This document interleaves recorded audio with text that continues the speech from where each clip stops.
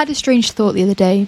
I was walking home and realised that almost everything in my life is designed to stop me from being inconvenienced. If I want food, I can order it. If I want entertainment, I have more films, videos and music available than I could consume in 100 lifetimes. If I need directions, my phone knows where I'm going before I do. If I have a question, I don't need to spend hours searching for an answer. Most of the time I can get one in seconds. If I need to buy something, it can arrive at my door the next day, sometimes even the same day. And if I want to talk to someone on the other side of the world, I can do it instantly with the send of a text.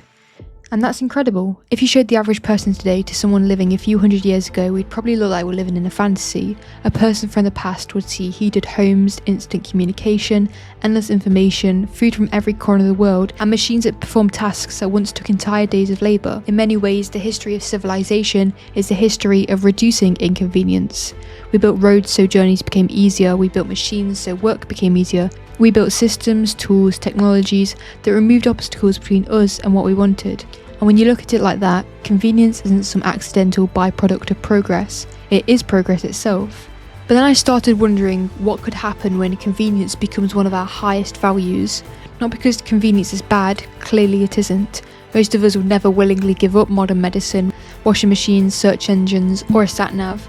The question isn't whether convenience improves life, the question is whether there are certain experiences that disappear when every inconvenience is treated as a problem to solve. This really isn't a new idea, philosophers have been thinking about it for centuries. Aristotle believed that a good life simply wasn't about comfort or pleasure, it was about developing virtues through action and practice. The Stoics often argued that difficulty wasn't merely something to endure, but something that revealed character. Even Nietzsche, despite being a controversial figure in many ways, wrote about the importance of struggle and overcoming resistance as part of human growth. Different philosophers arrived at different conclusions, but many of them shared a suspicion that life devoted entirely to comfort might be missing something important.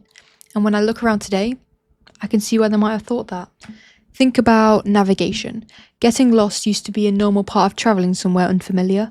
You had to pay attention, you had to remember landmarks, you had to ask strangers for directions. Now a calm voice tells us exactly where to turn. Again, that's amazing, but it also means we rarely experience a small adventure of figuring things out ourselves.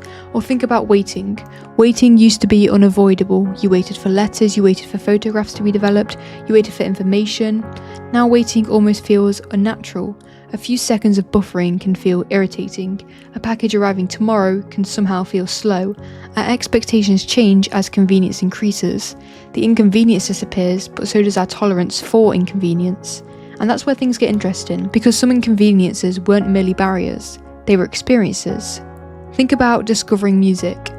Years ago, finding a new artist often required effort. Someone recommended them, you stumbled to them by accident, you randomly listened to the radio and found them. Now algorithms can predict what we'll like before we've ever even heard it.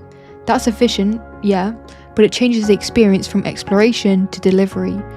Let's go back to travel. Part of what made travelling memorable was the uncertainty, right? Wrong turns, unexpected conversations, finding places you weren't looking for. Many of those moments happened because things didn't go according to plan.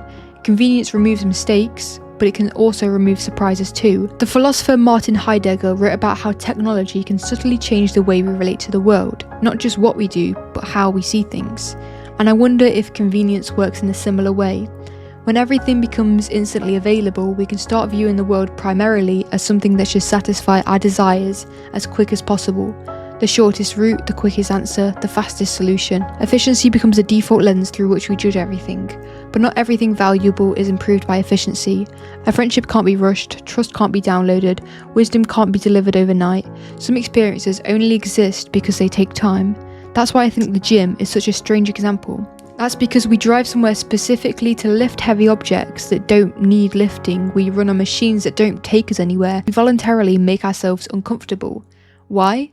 Because somewhere deep down we understand that resistance isn't always the enemy. In fact, some forms of resistance are what makes us stronger. The same applies to almost everything meaningful. Learning a skill takes effort, building a business takes effort, creating art takes effort, mastering an instrument, writing a book, trust, love, confidence, they all take effort. The things we tend to value most are rarely convenient. They're rewarding precisely because they weren't handed to us immediately. And that's where I started getting stuck, because convenience is clearly good. I don't want to romanticize unnecessary suffering. I don't think anybody should have to suffer for the sake of struggling. But I do wonder whether we've accidentally started treating all friction as a problem, as something to eliminate. We've almost refined it too much. We treat it like it's something standing in the way of happiness. Well, what if some forms of friction aren't obstacles at all? What if they're part of the experience? Let's say you watch a film, and in the film, the main character gets everything they want in the first 5 minutes. No obstacles. You wouldn't watch it. There'd be no story. And yet that's increasingly what many of us want from life itself. The fastest route, the quickest answer, the most efficient path from desire to fulfillment. But stories don't work like that, and neither do people. I think we all kind of started believing that waiting is a flaw, that boredom, silence, being lost are all flaws. And now we carry devices in our pockets pretty much everywhere that can remove all of them almost instantly. The moment we're bored, we scroll. The moment we're curious, we search. The moment we have to wait, we fill the gap. Every spare second gets occupied. Every pause gets erased.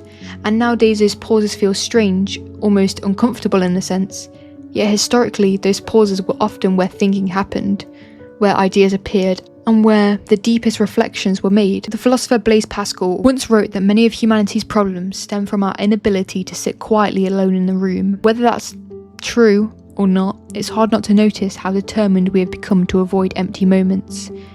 I don't think convenience is ruining society, I don't think technology is evil, and I definitely don't think we should go back to living without all things that make life easier.